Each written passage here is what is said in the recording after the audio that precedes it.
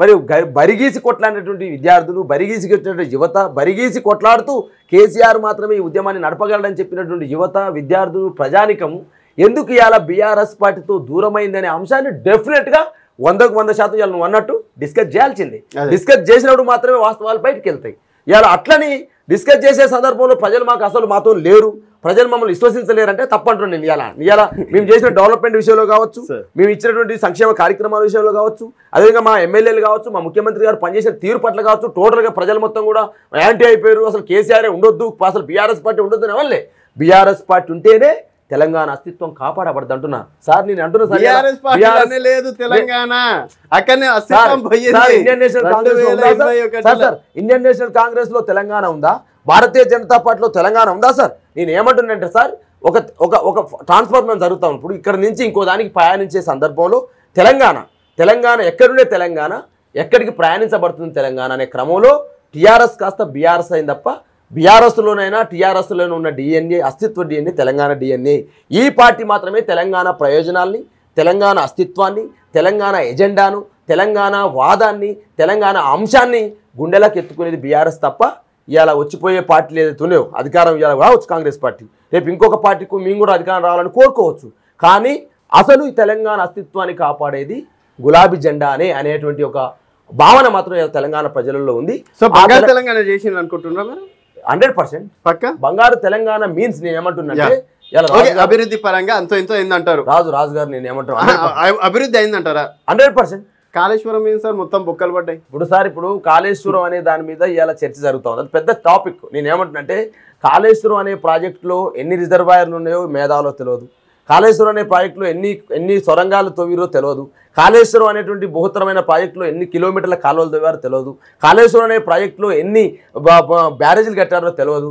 ఒక్కొక్క బ్యారేజీలు సార్ నేను అంటున్నాను ఇలా మేడిగడ్డ ఒక దగ్గర పిల్లర్ కుంగిపోతే కాళేశ్వరం అంతా ఫెయిల్ అయింది అన్నటువంటి మహా మేధావులకు నేను చెప్తా ఉన్నా, ఇరిగేషన్ నిపుణులకు నేను చెప్తా ఉన్నా, కాళేశ్వరం అనేటువంటి బహుత్తరమైనటువంటి ఒక ప్రాజెక్ట్ నిర్మాణంలో మేడిగడ్డ అనేది ఒక బ్యారేజ్ మాత్రమే.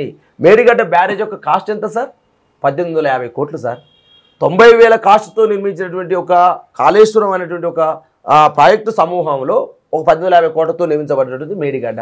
ఆ మేడిగడ్డకు సంబంధించినటువంటి సుమారు 80 నుంచి 86 పిల్లర్లలో ఒక 2-3 21 పిల్లరు, 19 పిల్లర్, 20 పిల్లర్ దగ్గర నుంచి క్రాక్ ఏదైతే ఉందో సార్, ఇప్పుడు ప్రాజెక్ట్ నిర్మాణం జరిగేటప్పుడు ఆ ప్రాజెక్ట్ యొక్క నిర్వహణ లోపంలో కావచ్చు, లేకపోతే దానికి సంబంధించినటువంటి మేనేజ్మెంట్ లోపంలో కావచ్చు, దానికి సంబంధించినటువంటి దాన్ని చూసే లోపంలో ఎక్కడైతే జరిగిందో ఆ లోపం వల్ల జరిగింది, దాన్ని మనం యాక్సెప్ట్ చేయాల్సింది. కానీ అక్కడ జరిగినటువంటి చిన్న లోపానికి 1850 కోట్లతో నిర్మించబడే ఆ మేడిగడ్డ బ్యారేజ్ ద్వారా 90,000 కోట్ల సంబంధించినటువంటి ఏదైతే ఈ కాలువలు కావచ్చు, రిజర్వాయర్లు కావచ్చు, బ్యారేజీలు కావచ్చు, మిగతా నిర్మాణాలు కూడా లాస్ అయినాయని చెప్పేసి ఏదైతే ప్రాపగండ చేస్తూ ఉన్నారో ఈ ప్రాపగండని బీఆర్ఎస్ పార్టీ క్షేత్రంలో చెప్పలేకపోయినా మేము. ఇవాళ వాస్తవం నేను చెప్తా ఉన్నా.